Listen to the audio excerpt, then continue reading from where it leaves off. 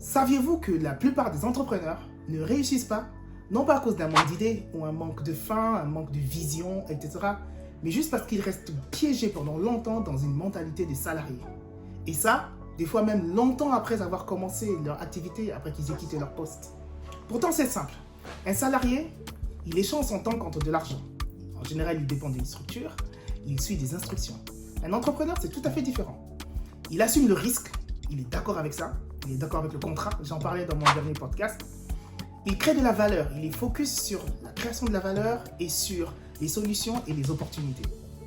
Je vais mettre le focus sur 3 différences fondamentales entre un salarié et un entrepreneur. Ça va être simple. Le premier, c'est le rapport qu'on a à la sécurité. Un salarié, en général, il aime la stabilité, la sécurité. Son salaire arrive toutes les fins du mois. À la fin de l'année, il a ses primes, il sait quand il va en vacances, etc. Il est stable. Un entrepreneur, il est d'accord avec l'incertitude en fait, avec le risque que peut-être il ne sera pas payé ce mois-ci, mais il a délivré de la valeur. Il sait que l'argent arrivera. Le deuxième point, c'est la réactivité et la proactivité.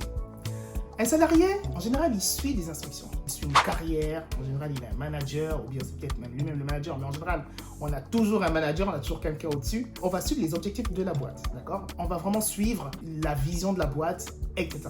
Un entrepreneur, c'est tout à fait différent. Il crée son propre cadre. C'est simple. Il crée son cadre. Il crée ses propres conditions de travail. Est-ce que sur cette semaine, il a besoin, comme on dit, de charbonner? Est-ce qu'il a besoin d'augmenter l'intensité de son travail? Est-ce qu'il peut lever le pied, etc. C'est-à-dire que il est vraiment, pour le coup, je vais le dire, il est vraiment son patron. Et c'est important. Le troisième point, il est simple. C'est temps versus résultat. Vous l'avez compris. Un entrepreneur, il va vraiment rester focus, mais vraiment focus sur le résultat, la création de la valeur.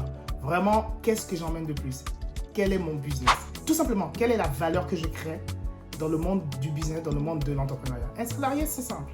Il vient à son travail, il va échanger 8 heures de temps de sa journée pour un salaire à la fin. C'est tout aussi simple que ça. Et donc, en résumé, un salarié, il va travailler pour une sécurité et une situation immédiate. Un entrepreneur, en général, il est focus. Il n'est pas court-termiste, justement, comme le salarié. Il va travailler et il va vraiment donner aujourd'hui pour une sécurité dans le futur. Et je pense qu'en général, quand on est entrepreneur, c'est vers ça qu'on va. Alors, il y a toujours un mais, ok? Le problème, en fait, ce sont les entrepreneurs qui restent encore des salariés dans leur tête. Et il y en a. En fait, un entrepreneur qui reste salarié dans sa tête, il va rester en fait toujours focalisé sur « j'ai travaillé pour tel client, donc je vais gagner tant à tel moment ». Il est toujours en train d'attendre en fait la rémunération et le règlement de ses factures. Il est focus sur « j'ai travaillé et donc j'aurai le règlement de mes factures ». Et là, on retrouve en fait la mentalité de salarié. Il est toujours en train d'attendre. Donc, il est focus sur ce qu'il va gagner par rapport à ce qu'il a délivré, au lieu de rester focus sur la création en fait de la valeur, au lieu de rester focus sur comment je déploie mon activité, comment je scale, etc.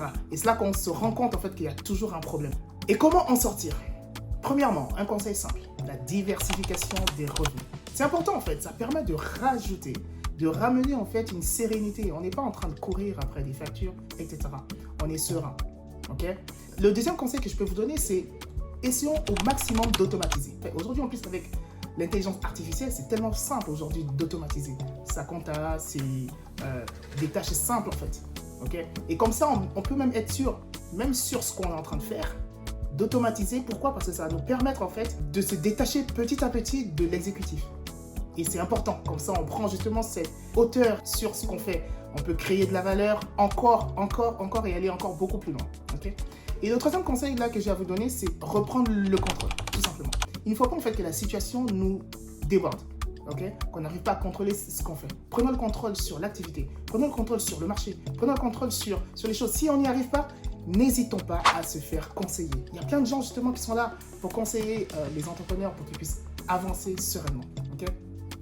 Parce qu'en fait, on se rend compte que la liberté commence quand on travaille pour soi, que de courir après, en fait, justement, des factures, un salaire, parce que là, tu travailles pour les autres. Mais en réalité, ce n'est pas de notre faute. C'est juste parce qu'on a été le produit, et on est toujours le produit d'un système éducatif que je considère, franchement, je pense qu'il y aurait besoin de le reformer un petit peu. Ce système, c'est l'école. L'école est une grosse fabrique d'employés et de salariés. Ok, pourquoi? En général, quand on est à l'école, on apprend, on révise, on apprend nos leçons pour avoir de bonnes notes. C'est très rare les gens qui apprennent pour devenir bons, pour devenir meilleurs. Et le parallèle avec ce que je suis en train de dire, c'est quoi? Vous l'avez peut-être compris. Un salarié travaille pour un salaire. Un salarié travaille, il échange son temps pour de l'argent. C'est pour ça que je dis en fait, l'école, c'est une grosse fabrique d'employés. Des gens qui vont être là, qui vont suivre les instructions, qui vont pouvoir suivre, qui vont être de bons employés. Ce que l'école ne nous apprend pas, c'est quoi? Déjà, l'école ne nous apprend pas à se relever après un échec. L'école ne nous apprend pas à travailler en groupe, par exemple. L'école ne nous apprend pas à gérer nos finances. Je trouve que par exemple, ça arrive bien tard. Enfin, le moment où tu dois travailler en groupe, faire des exposés, etc. Dès le début, on t'apprend sur le fait que tu dois t'en sortir tout seul. Alors qu'on sait très bien que dans l'entrepreneuriat, la puissance du réseau, j'en parlerai un peu plus tard dans un autre podcast, la puissance du réseau est tellement importante. Et ces choses-là ne s'apprennent pas à l'école. Donc au final, on est des employés. Et tout simplement parce qu'on est tous sortis de l'école. Et j'espère que vraiment, par tout ce qu'on est en train de faire là, que les gens puissent prendre conscience justement que c'est important de délaisser un petit peu et de sortir, de reprogrammer un peu son cerveau pour sortir de cette mentalité, mais vraiment ancrée, parce que c'est depuis l'enfance qu'on nous apprend ça, de sortir de cette mentalité de salarié en fait. Une fois que j'ai dit tout ça, je vais essayer de résumer et de synthétiser. Apprends à penser en termes de valeur et non en termes de temps. Apprends à penser en termes d'opportunités et non en termes de salaire, etc. Parce que c'est vraiment ça l'essence même de l'entrepreneuriat. Deuxièmement, reprends le contrôle. Reprends le contrôle sur ton activité. Il ne faut pas que ton activité te déborde. Il ne faut vraiment pas. Et sur ça, je parle dans mon premier podcast, encore une fois, de contrat. Il faut être d'accord avec ce que tu fais. Il faut être d'accord avec l'énergie que tu veux emmener. Okay? Le troisième point, forme-toi. Forme-toi en continu. N'hésite pas à apprendre de nouvelles compétences, des choses nouvelles, des choses qui sortent.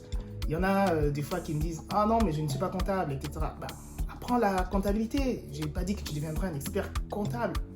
Mais apprends, tu ne sais jamais en fait à quel moment ça va pouvoir te servir. Formation en continu. Moi, actuellement, je suis en train de me former sur le marketing. Voilà.